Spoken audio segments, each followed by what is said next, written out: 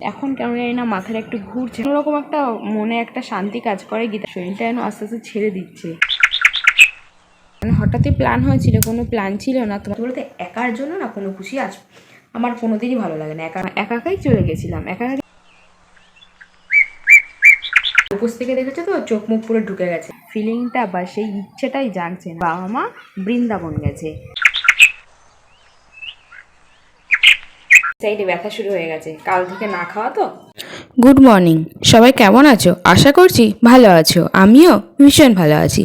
Are very sorry, আমি কয়েকদিন হলো রেগুলারিটি মেনটেন করতে পারছি না। মানে তোমাদের সেভাবে ভিডিও আপডেট দিতে পারছি না, ব্লগ করতে পারছি না। মানে কিছু কিছু প্রবলেম বশত, আবার আমার একটু কুড়েমি হালকা পাতলা, সব কিছু মিলিয়ে জীবনে তো একটু মানে আপস অ্যান্ড ডাউন তো থাকেই।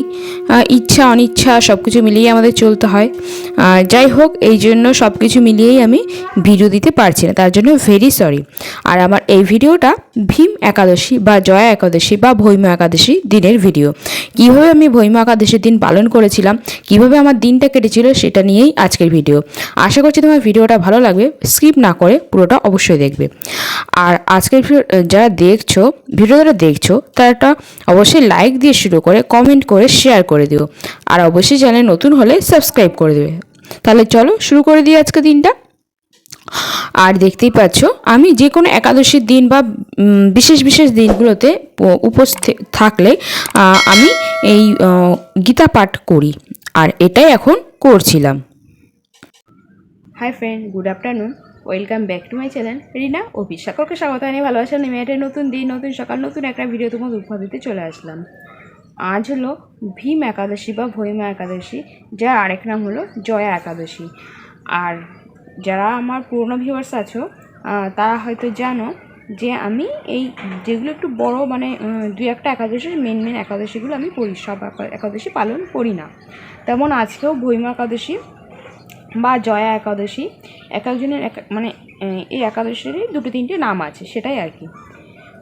সেটারই উপোস আছি। সকাল থেকে তো উপোস মানেই তো বোঝো তো, না খাওয়া। আর এখন কেমন জানি না মাথাটা একটু ঘুরছে হালকা হালকা। বিয়ের আগে প্রচুর পুজো পার্বণ করেছি, প্রচুর উপোস থেকেছি। বিয়ের পরে মানে সেভাবে থাকা হয় না।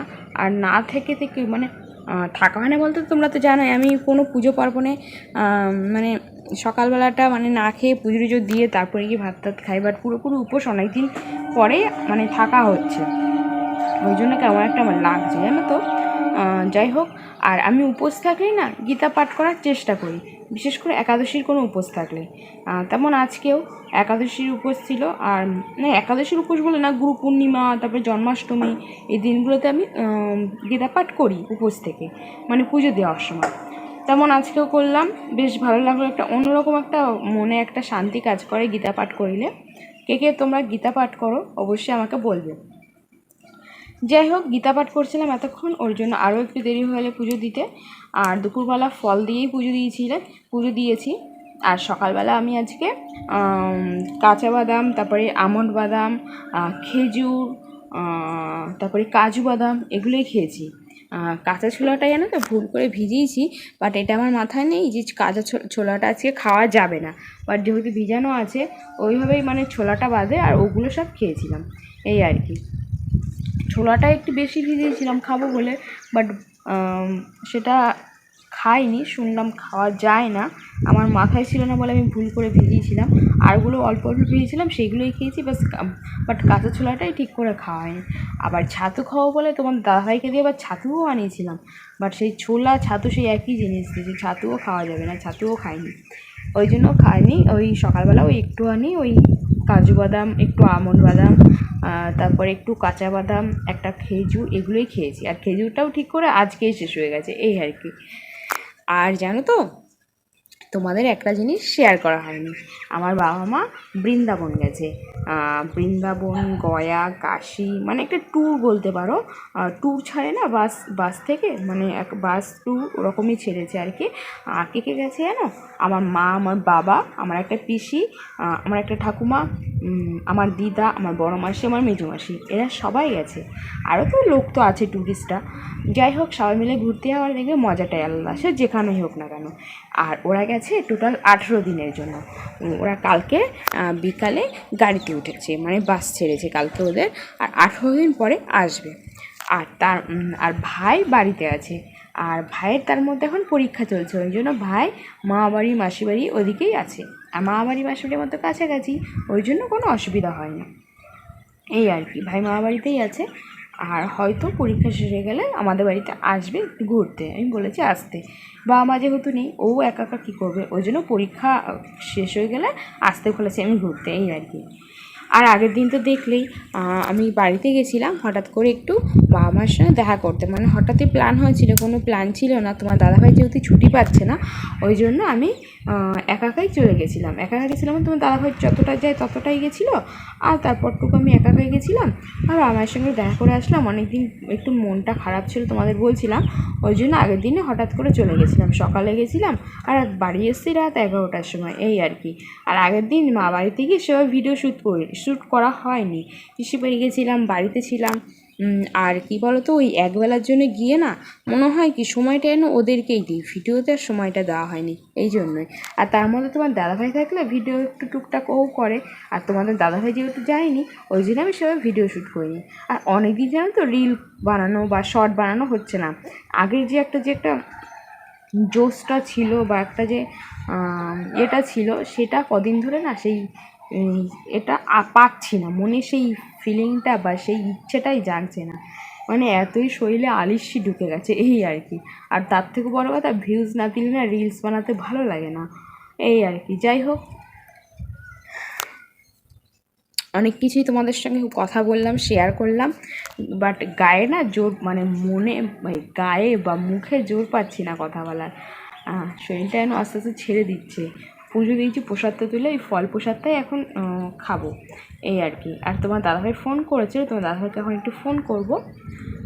চলো তোমার সঙ্গে আবার পরে আসছি। এটা দেখতে পাচ্ছ, গোল গোল করে আলু ভাজা কেটে নিয়েছি। এটাই হলো আমার রাতের ডিনার, হলুদ ছাড়া সাদা তেলে ভেজে নিয়েছি। গুড ইভিনিং ফ্রেন্ড, এখন বাজে রাত প্রায় 8:30 বাজে।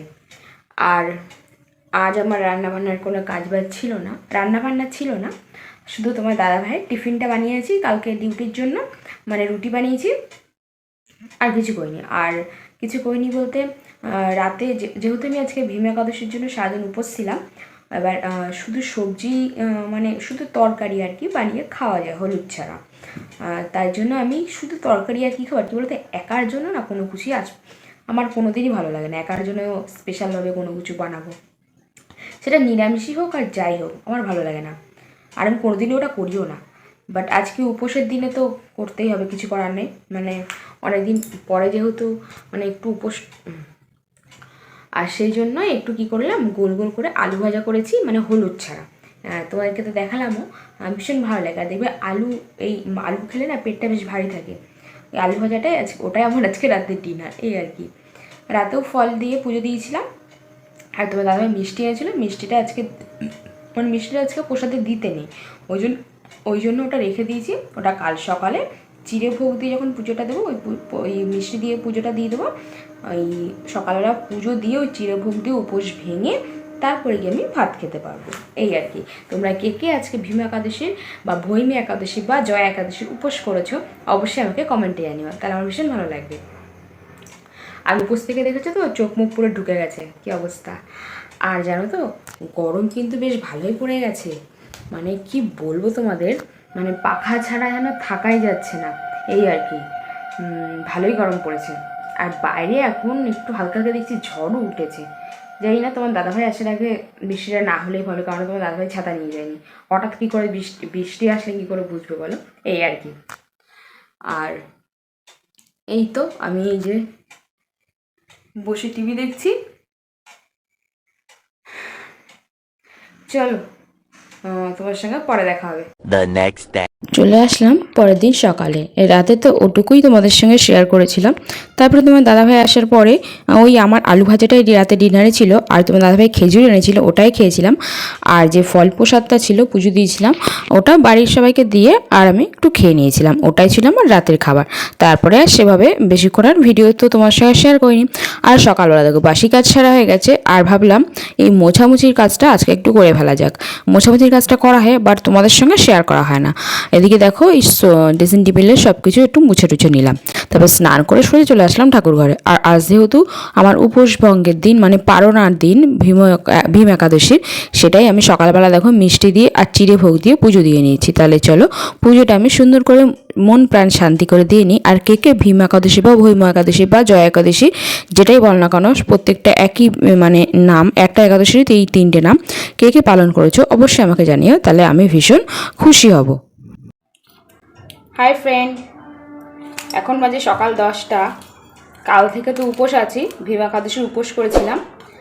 আর রাতে তো ওই আলু ভেজে খেয়েছিলাম, আর তোমার দাদাভাই একটু খেজুর এনেছিল, খেজুর খেয়েছিলাম, আর কুল ছিল, আর প্রসাদ যেটা দিয়েছিলাম ওটাই খেয়েছিলাম। আর এই সকালবেলা 10টার মধ্যে পালনার টাইম ছিল। যারা যা করো তারা এই ব্যাপারটা বুঝবে বা জানবে।